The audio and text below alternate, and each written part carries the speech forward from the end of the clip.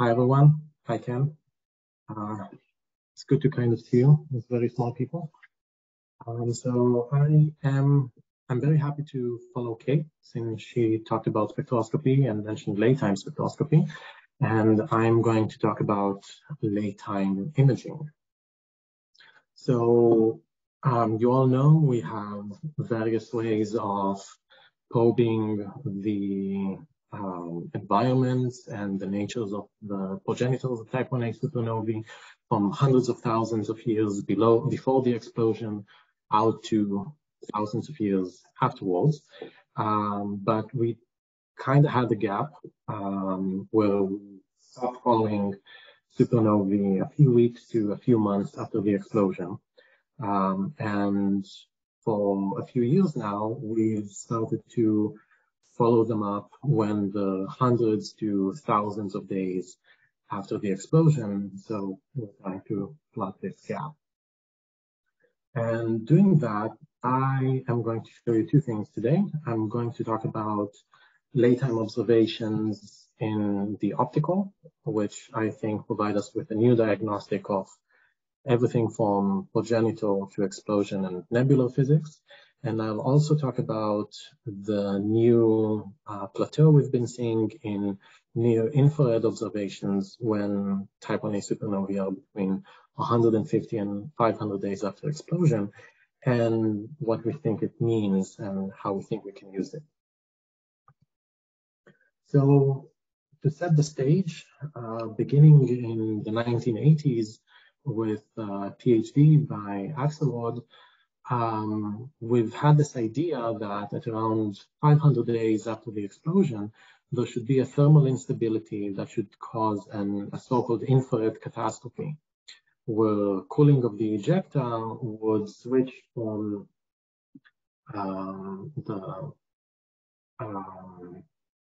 the collisionally excited ion lines in the optical and near infrared to fine structure ion lines in the mid and far infrared. And in that case, what we should have seen was a very steep decline in the optical starting at about 500 days. Now, out to the late 2000s, we only had about 3 supernovae where the light curves were followed out long enough to start to test this.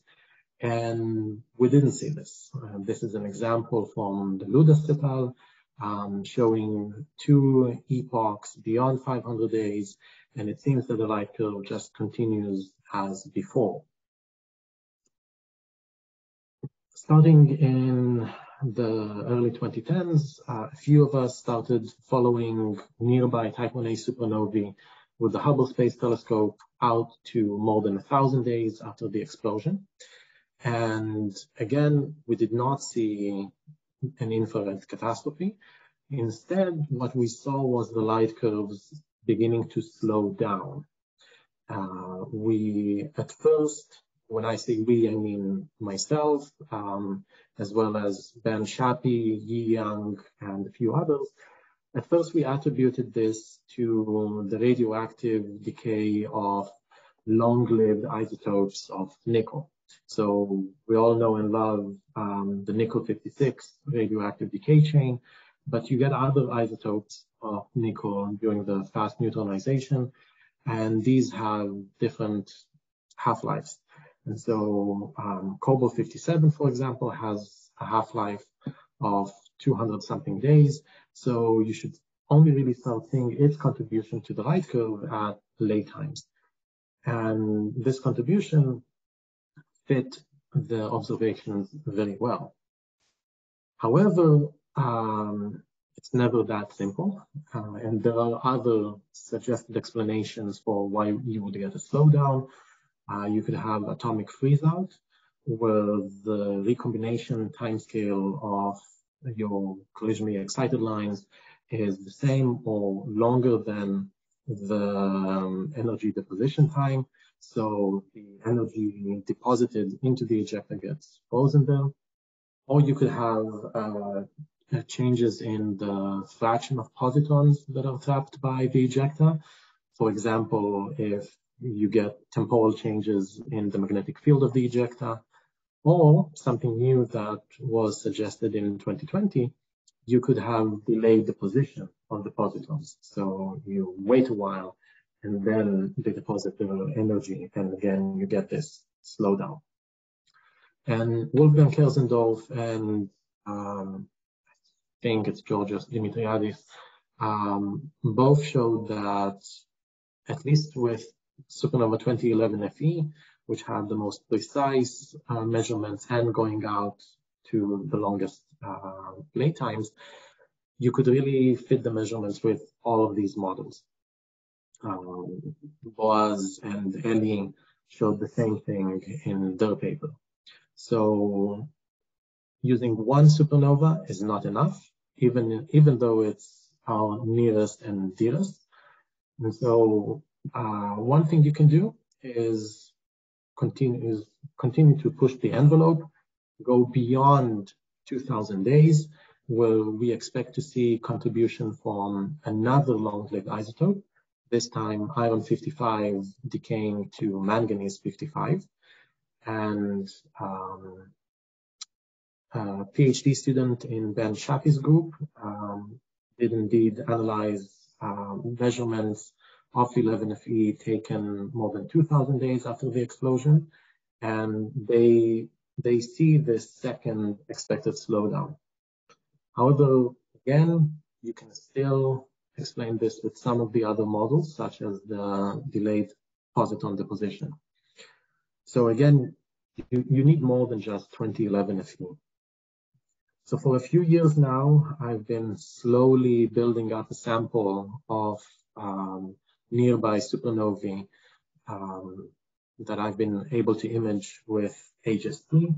And what I've started to see is that not all of these supernovae are created equal. It seems that some supernovae have flatter late-time light curves. They all seem to start to deviate from just pure nickel cobalt 56 decay at around 800 days, but then some of them decelerate faster than others. And there might be a correlation between the deceleration rate and the intrinsic luminosity of these supernovae, coded here by the stretch. So this is reminiscent of the very famous peak stretch luminosity correlation, but it's only based on 5 objects. And Jacobson, Galan et al. Had a very nice paper where they looked at a 6th supernova, and that supernova fell off this correlation. And so, with 6 objects, it's very easy to do that. So I now have an HST project to triple this sample. We started taking data last week. It'll be a while before we can report anything, but hopefully we'll settle this question of whether there is a correlation here or not. Whether or not there is a correlation, we can already start using these light curves to constrain different progenitor models. So this is from a paper recently published by Vishal Tiwari, a PhD student who worked with Bob Fisher and myself. And here we worked under the assumption that the deceleration was indeed caused by the radioactive decay of long-lived isotopes. And we measured the mass ratio between nickel 57 and the nickel 56 products as a function of nickel 56 mass, and then compare that to a host of different progenitor and explosion models. And there's a lot of information in this plot, but what I want you to take out of this is you cannot explain all of these mass ratios with a single progenitor or explosion model. And if, following up directly from Kate, you can see that some of these supernovae are consistent with Chandra mass explosions, while others are consistent with near Chandra mass explosions. Now, again, this is working on the assumption that this is indeed due to the radioactive decay chain. So keep that as a caveat. 3 minutes. Thank you. The other thing we can do is look at near infrared observations, and we see there's a plateau between about 150 and 500 days.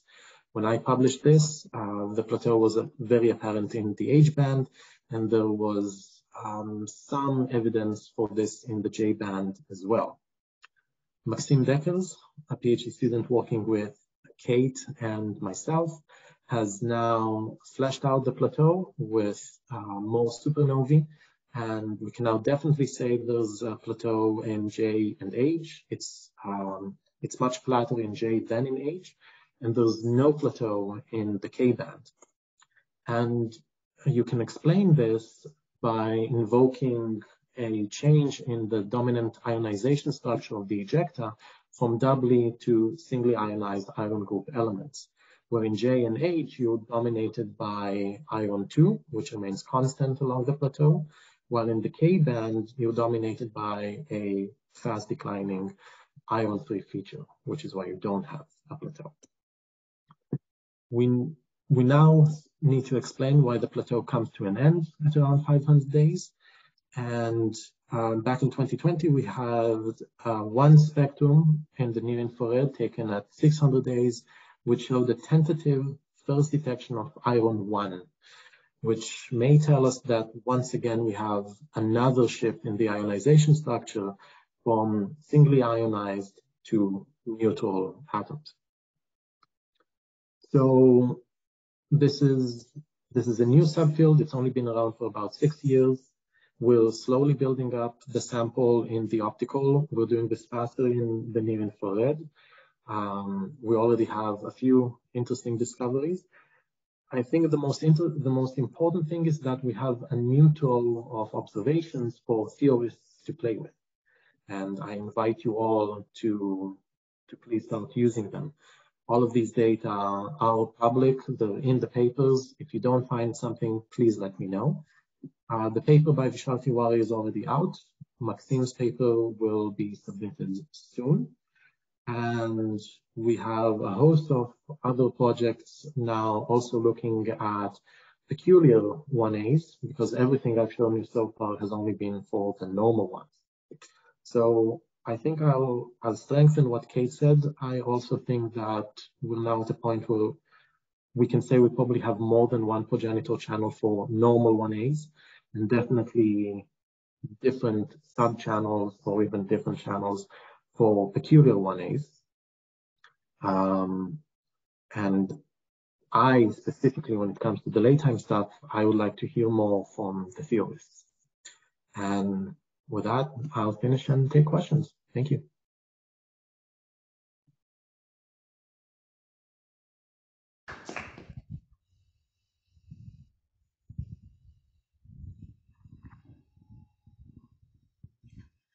Hi, Or. This is Charlotte Wood. I'm a postdoc at Iowa State. I had a quick question. So I saw at least one of the supernovae you were looking at, I know has a known light echo. Can you comment on how light echoes might affect how you fit the late time light curves? Because those are also known to flatten out late time light curves for supernovae. Yes, so 2014J had a light echo.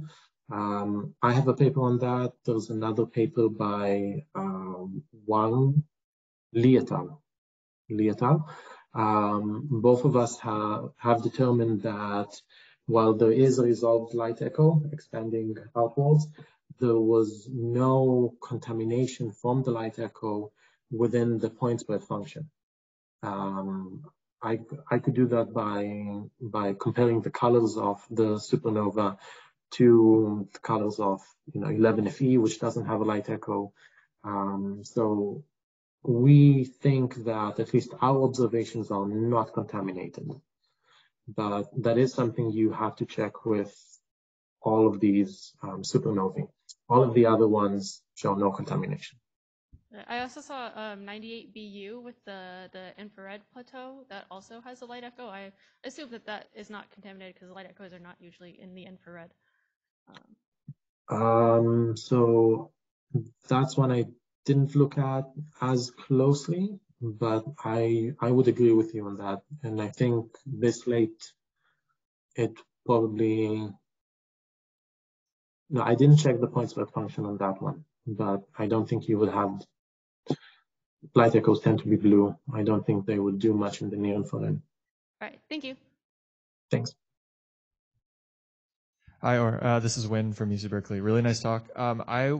A lot of us, when we fit late time light curves, we definitely include gamma ray escape, but we're always unsure if positron escape is actually real.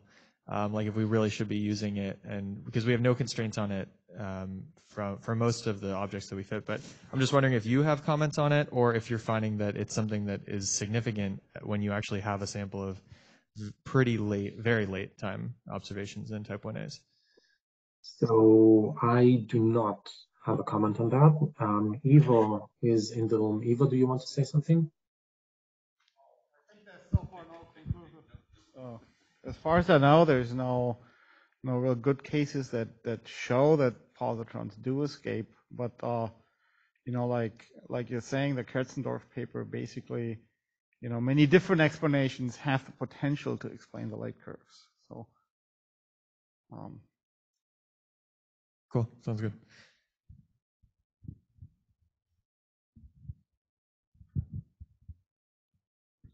Or can you go back a slide? I think one. Can you say something about the different models? So, like, you know, the supernovae show up in there are multiple points for each supernova.